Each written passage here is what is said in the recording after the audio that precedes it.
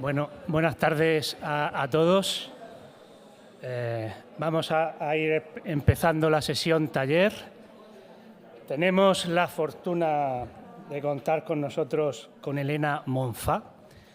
Ella es natural de Palencia, es nefróloga, hizo la especialidad de nefrología en el Hospital Universitario Marqués de Valdecilla de Santander y desde que acabó en 2014 está trabajando en León.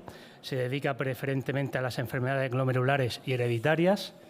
De lo poco que la conozco, pues es una persona entusiasta, que transmite ilusión, facilitadora, y eso en los grupos multidisciplinares es algo muy importante.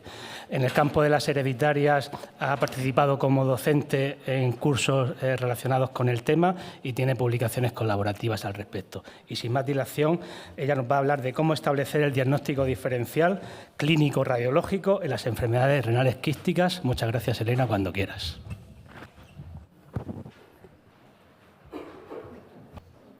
Bueno, buenas tardes a todos. Muchas gracias por la presentación y muchas gracias por invitarme para dar esta charla.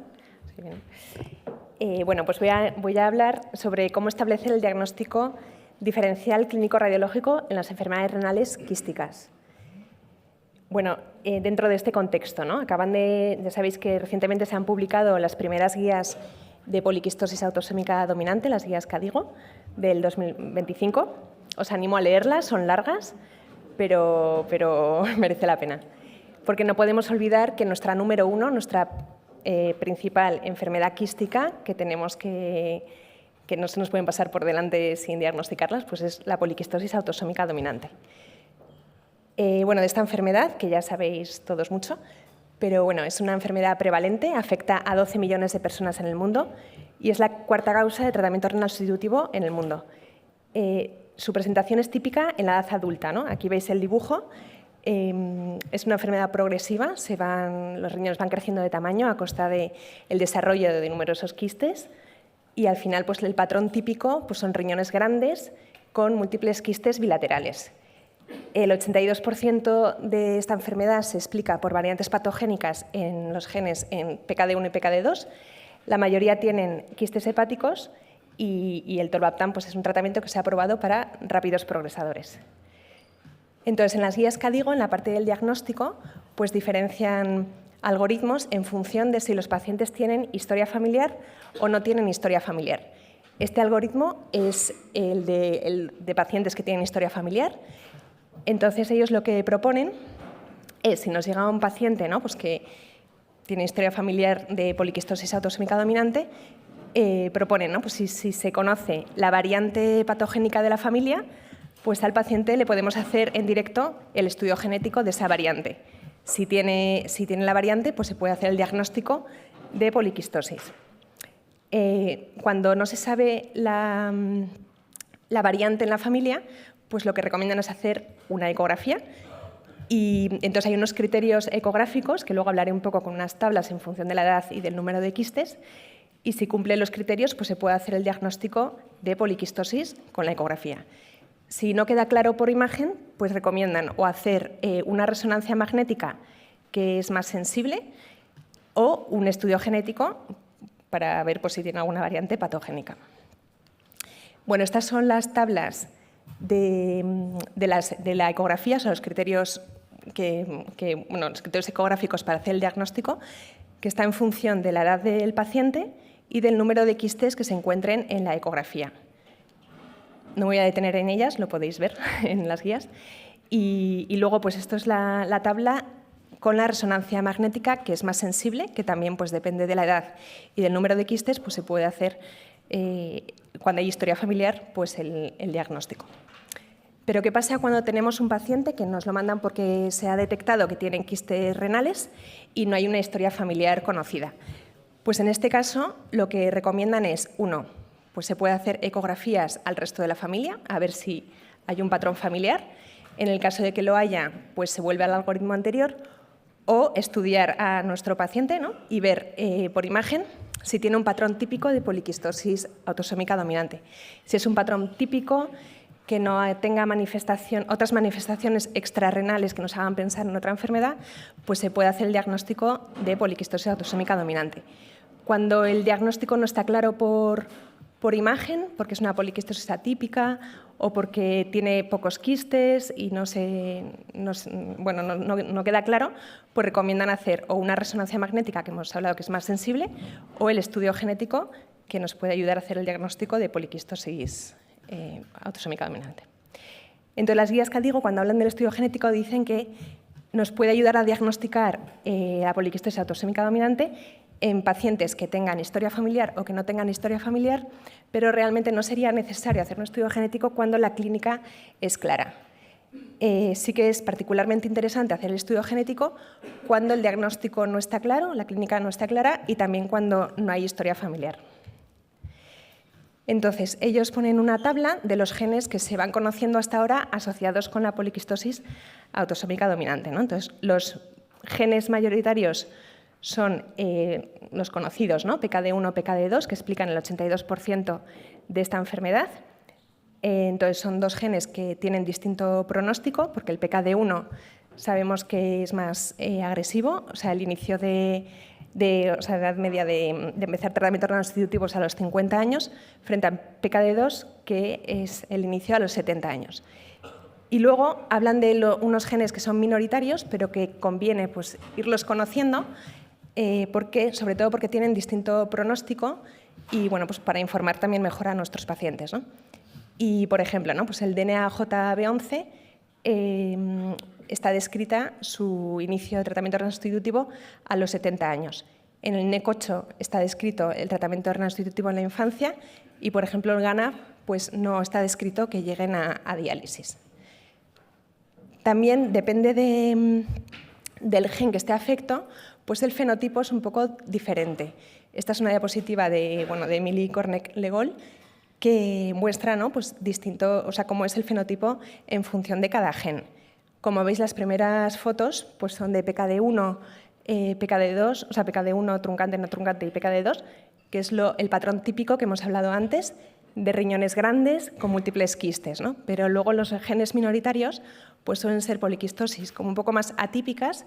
Incluso, por ejemplo, aquí en el DNA-JB11 los riñones no son grandes, son normales y con múltiples quistes, pero no es el patrón típico que conocíamos de PKD1 PKD2. Y por eso pues, las guías Caldigo nos animan a designar estas enfermedades añadiendo el gen que tengamos, ¿no? por la distinta pronóstico y todo que tiene cada una.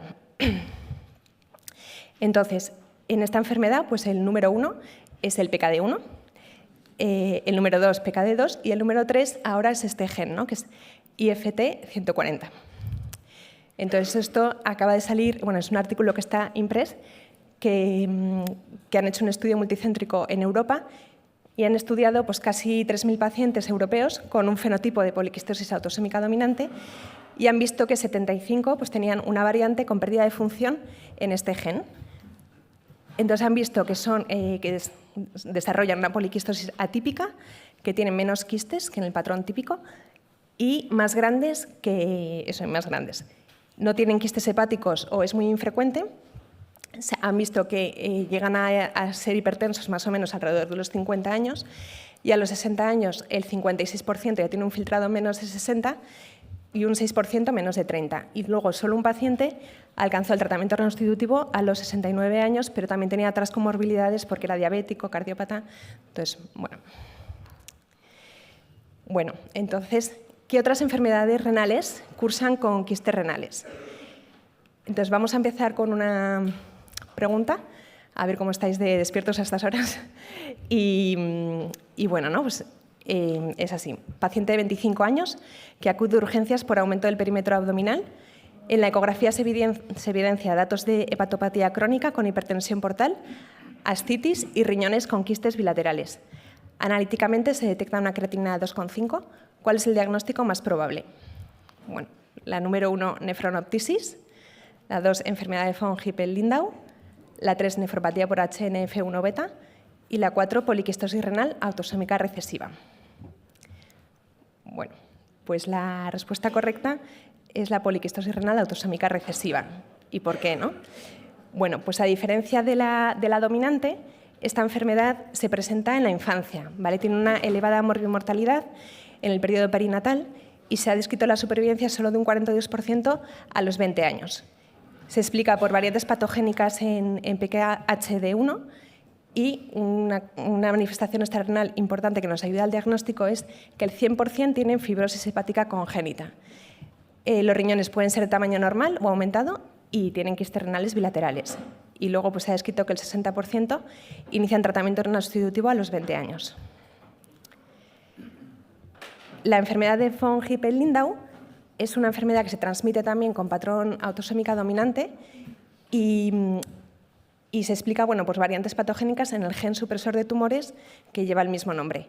Entonces, es una enfermedad que desarrollan tumores benignos y malignos generalizados. Ahí os pongo una foto, ¿no? Pues tumores en la retina, en el sistema nervioso, en el páncreas, en las glándulas suprarrenales. Y también es típico el cáncer renal. Y además, pues también pueden tener quistes renales. La enfermedad asociada a HNF1-beta, que ya se ha hablado hoy, pues es una enfermedad que está dentro de las nefropatías tubulointersticiales autosómica dominante y lo que pasa es que está alterado el gen que tiene el mismo nombre y que codifica para un factor de transcripción que regula múltiples genes durante la embriogénesis. Entonces, tienen alteraciones en el desarrollo de distintos órganos y, en concreto, pues en el riñón tienen esta nefropatía tubulointersticial, es típica, por ejemplo, la hipomagnesemia, y luego pueden tener alteraciones pues, tipo hipoplasia renal, riñones en herradura y también quistes renales. Y luego otras manifestaciones extrarrenales que nos pueden ayudar a pensar en esta enfermedad pues son, por ejemplo, pues esto, ¿no? La diabetes de inicio temprano o malformaciones genitales o también alteraciones neurológicas tipo de espectro autista o discapacidad intelectual. Luego otras enfermedades, nefropatías tubulointersticiales autosómica dominante como el UMOD y el MUC1 y tal, también pues, pueden tener quistes en la unión corticomedular. Y luego la nefronoptisis, que también se ha hablado antes, pues es un patrón es un patrón de herencia autosómica recesiva. Hay más de 20 genes responsables, los más conocidos NPHP1 y NPHP2, y consiste en que es una ciliopatía y tiene un déficit de concentración de la orina, tienen poliuria, polidipsia, y es la causa más frecuente de inicio de tratamiento renal sustitutivo en menores de 30 años. Entonces, los riñones son de tamaño normal o pequeño, hipercogénicos, y tienen quistes de pequeño tamaño en la unión corticomedular. Y luego también nos puede ayudar a pensar en ella pues, con la afectación extrarrenal, ¿no? Pues, es frecuente alteraciones en la retina, pues retinosis pigmentaria, atrofia del nervio óptico, y también del hígado, pues ictus inverso, fibrosis hepática. Y por su relación con la retina, pues también se conoce como displasia riñón-retina. Y bueno, otra pregunta. Esto es un varón de 42 años que es derivado al servicio de nefrología por lesiones renales múltiples y bilaterales vascularizadas, algunas de más de 3 centímetros. El paciente tiene discapacidad intelectual y epilepsia en tratamiento. Su madre, que tiene 72 años, tiene una enfermedad renal avanzada y su nefróloga le recomendó realizar una ecografía a sus hijos. ¿Qué tratamientos parecen más adecuados para este paciente? 1, tolvaptan, 2, everolimus, 3, nefrectomía y 4, tratamiento sintomático. Pues en este caso, Sí, es que no podéis participar, me podéis decir si queréis. La 2, muy bien. Muy bien, ¿no? Porque parece que este paciente lo que tiene es una esclerosis tuberosa, ¿vale? Que no voy a detallar mucho porque luego va a haber una charla sobre esto, ¿no? De la doctora Cabrera. Pero ¿no? Pues, ¿qué pasa con esta enfermedad? Pues una enfermedad también con patrón de herencia autosómica dominante. Los genes afectados son el TSC1 o TSC2 y lo que pasa es que tienen un aumento de la actividad del emetor. Entonces, desarrollan tumores benignos generalizados. El diagnóstico se hace en base a unos criterios mayores y menores y en el riñón lo que pasa es que lo más frecuente es que haya angiomiolipomas renales, que son esas lesiones vascularizadas, pero también el 45-50% pues puede tener quistes renales. La causa más frecuente de muerte en estos pacientes es la hemorragia por los angiomiolipomas Y pues se ha probado el everolimus, se ha visto que reduce significativamente el tamaño de los angiomelipomas y, por tanto, reduce el riesgo de sangrado. Y está probado para cuando es más de 3 centímetros. Bueno, otra pregunta. Una mujer de 35 años es derivada al servicio de nefrología por litiasis renal e infecciones urinarias de repetición. Su función renal es normal, desconocía antecedentes nefrourológicos en su familia y en la ecografía se observan pequeños quistes medulares y en una urografía mostraba ectasia de túbulos colectores en la región pericalicial. ¿Qué enfermedad es la más probable en este paciente? 1. Quistes simples. 2. Enfermedad renal quística adquirida. 3. Riñón en esponja o enfermedad de Cacchi-Ricci. Y 4. Nefropatía túbulo-intersticial autosómica dominante. No sé si queréis participar o... Bueno, pues en este caso es la número 3, ¿vale? La enfermedad de esponja o enfermedad de Cacchi-Ricci. ¿Y qué es esta enfermedad? Bueno, pues es una enfermedad congénita, no se conoce bien, parece que hay patrón familiar, entonces se postula, ¿no?, que puede ser una herencia autosómica dominante con penetrancia incompleta, aunque no se conocen bien los genes que están implicados. En la ecografía puede dar aspecto de tener quistes medulares, pero lo que en realidad es, que se ve por urografía o urotac, es que tiene una ectasia en los túbulos colectores en la región pericalicial. Lo más frecuente es que tengan cólicos nefríticos, que son litiasis cálcicas, y pueden tener también nefrocalcinosis. Y esto lo favorece pues, porque tienen hipocitraturia, hipercalciuria, hiperoxaluria, ácido tubular distal, estasis urinaria y tal. En general tienen buen pronóstico, pero el desarrollo de la insuficiencia renal está marcado por la presencia o no de nefrocalcinosis y los episodios que tengan de uropatía obstructiva por la litiasis.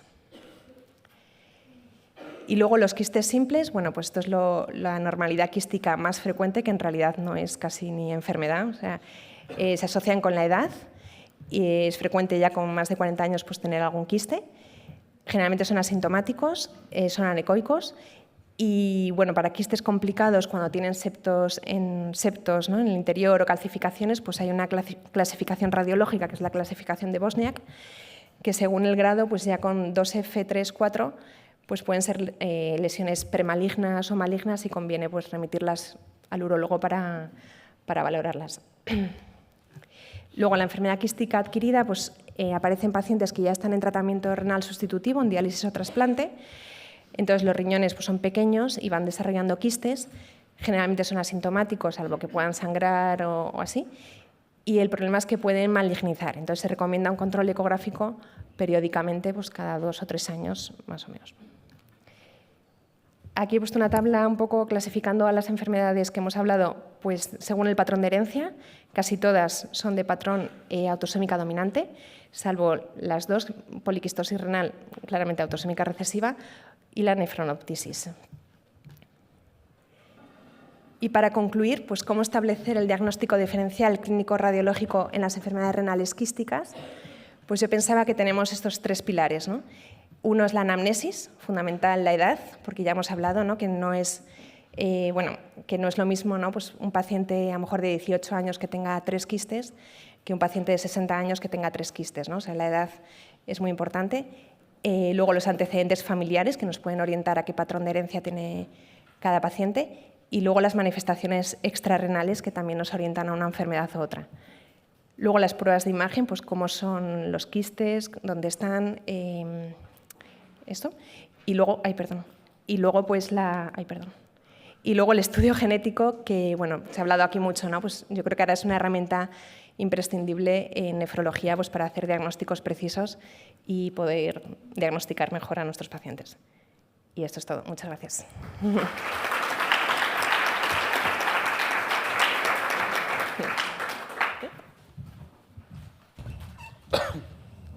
Bueno, muchas gracias, Elena. ¿Hay algún comentario, alguna pregunta en la sala? Serán bienvenidas. Por aquí delante, por favor, en la segunda fila.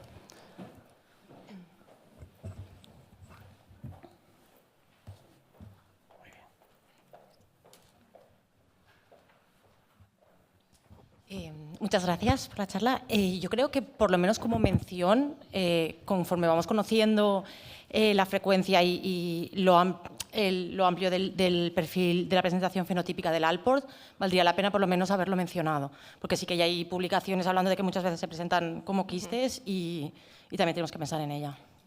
Sí, es verdad. Sí que, bueno, sí que es verdad que están saliendo artículos, pero como no estaba muy claro porque hay artículos a favor y otros en contra, pues... Nefromegalias quísticas, que está convencida que sería una poliquistosis, pero una letra de familiares al final ha sido algo. ¿Ah, sí?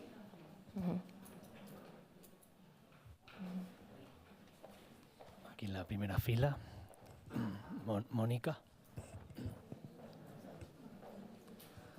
Respecto a esa pregunta, yo quería decir que ahora la frecuencia de COL4, 3 y 4 es tan frecuente, valga la redundancia, y no está demostrado el mecanismo fisiopatológico para que causen estas nefromegalias quísticas. Muchos de esos pacientes, que nosotros los hemos visto incluso con pacientes nuestros de la consulta, cuando repetimos los estudios genéticos años más tarde, realmente no tienen micromaturia, aunque tengan una variante en COL4, 3 y 4, por lo tanto no podemos decir que es Alport, y luego aparecen un IFTA 140, por ejemplo, que antes no lo teníamos y era un estudio genético negativo. Entonces, yo creo que realmente estos estudios que incluso nosotros miramos la cohorte de Alport dominante, algunos tienen un poquito más de nefromegalia, pero en realidad los quistes lo que vemos es que está asociado al deterioro de la función renal, a la insuficiencia renal y a la edad. Esas son las dos cosas que sí se vio, pero no como mecanismo causal de la patología quística. Entonces sí que es verdad, porque lo habíamos comentado con Elena, que realmente como hay muchos, los estudios terminan siendo controvertidos, pero creo que el mensaje es que al menos yo defiendo de que no es una patología quística, porque son muy frecuentes estas variantes, incluso las de significado clínico incierto. Tú no le puedes... ¿Qué consejo genético le das a esos pacientes? Perdón.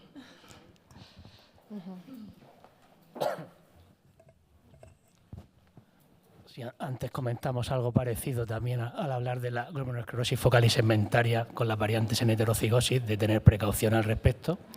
¿Algún otro comentario en la sala o pregunta?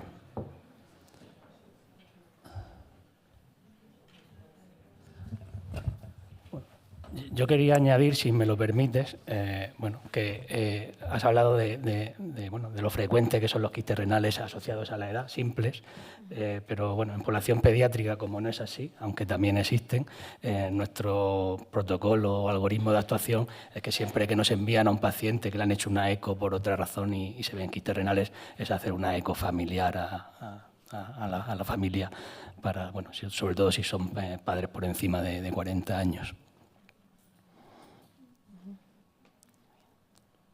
Perfecto. ¿Quieres aportar algo? ¿No? Último mensaje. Creo que ha dicho todo lo que quería decir. Bueno, pues hemos ganado tiempo para los siguientes talleres de la tarde. Muchas gracias por su atención y muchas gracias, Elena. Gracias.